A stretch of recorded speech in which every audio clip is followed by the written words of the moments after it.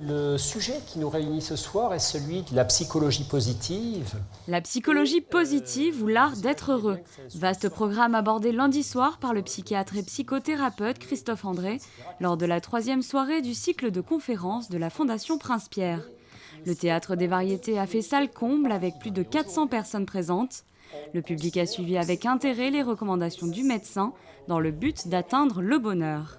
La psychologie positive, c'est une nouvelle évolution de nos pratiques, notamment en psychothérapie, qui s'intéresse au fait de rendre les gens plus costauds psychologiquement. Ne pas attendre qu'ils soient malades, qu'ils soient anxieux, qu'ils soient déprimés, mais essayer de leur donner au fond toutes les clés possibles pour se rendre plus heureux, pour moins stresser, pour mieux savourer l'existence. Donc c'est une technique de prévention à propos de laquelle on a conduit beaucoup de travaux scientifiques ces 10 dernières années et qui s'avèrent très prometteuses et très intéressantes. C'est un ensemble de conseils, de techniques qu'on propose aux patients. En ce sens, ça ressemble un petit peu aux thérapies comportementales et cognitives qui sont des psychothérapies qui ne sont pas seulement basées sur l'écoute, la compréhension du problème, c'est un point important, mais souvent ça ne suffit pas, qui sont basées sur des conseils pratiques. On explique aux patients phobiques comment affronter ce qui leur fait peur, on essaie de motiver nos patients déprimés à agir davantage, à se remettre un petit peu dans le bain de la vie,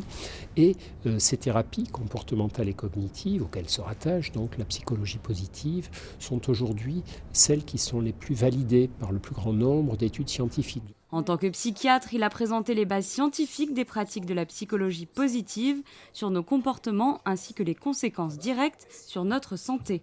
Les émotions positives nous intéressent beaucoup en médecine et en psychologie parce qu'elles sont bonnes pour la santé. Et Voltaire écrivait déjà il y a quelques siècles « J'ai décidé d'être heureux parce que c'est bon pour la santé ». Et aujourd'hui, on montre scientifiquement que c'est vrai, que c'était fondé.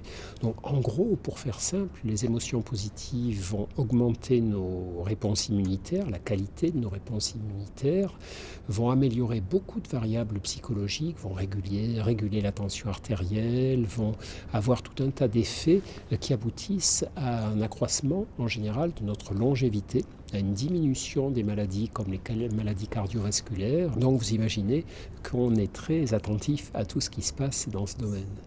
Christophe André a pu dévoiler au public les quelques grandes directions qu'il faut s'attacher à cultiver pour augmenter son niveau de bonheur. Prochain rendez-vous le lundi 24 mars pour une rencontre musicale cette fois-ci avec le journaliste Olivier Bellamy sur la thématique Le piano de Mozart à Dutilleux.